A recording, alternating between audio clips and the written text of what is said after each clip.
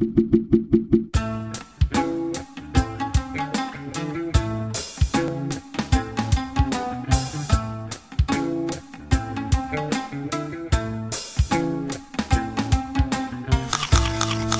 suis le professeur Patrick Vexio, je suis chef de service de diabétologie et endocrinologie à l'hôpital Saint-Louis d'une part, et d'autre part j'interviens souvent aussi en tant que médecin comme secrétaire général de l'Association française des diabétiques.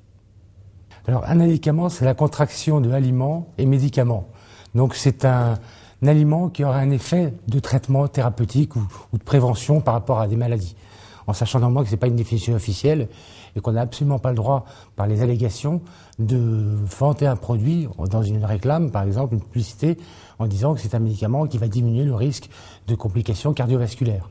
On va utiliser la propriété d'un produit spécifique dans l'aliment, éventuellement l'enrichir. Alors je vais prendre un exemple. On sait faire, par exemple, on sait que les oméga 3, c'est bon sur le plan vasculaire, dans la nutrition. Ce sont des bonnes graisses. Eh bien, on va enrichir artificiellement en oméga 3 certains produits. Les fibres, on sait très bien qu'on n'en mange pas assez dans notre alimentation. On sait que c'est bon pour prévenir le cancer du côlon. On sait que c'est bon parce que ça diminue la rapidité d'absorption des aliments et en particulier des glucides. Donc ça diminue le risque de diabète. Donc ça a beaucoup d'effets positifs. Mais néanmoins, si vous enrichissez les fibres, l'alimentation en fibres, si vous en donnez beaucoup tout de suite, brutalement à quelqu'un, il va pas avoir d'adaptation de son tube digestif à cette quantité de fibres. Il va se plaindre de douleurs abdominales, de flatulences extrêmement importantes. Il va abandonner très très vite. Et donc très clairement, quand on veut enrichir en fibres une alimentation, il faut le faire de façon très progressive. J'utilise la diététique, parce que ça n'a pas la même connotation. Le régime a une connotation péjorative, restrictive, et je pense que c'est une bonne diététique qu'il faut avoir, et c'est une diététique équilibrée.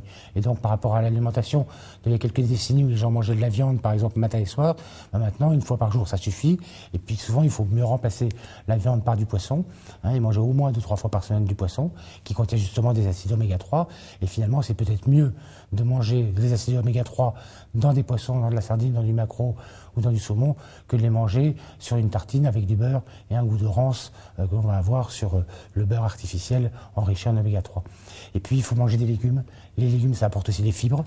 Les fruits, les pommes, par exemple, sont riches en fibres. Ça va vous apporter ces aliments qui sont essentiels et qui sont naturellement présents et qu'il vaut mieux de manger de façon naturelle plutôt que de façon artificielle en enrichissant les produits avec ce terme d'alicament.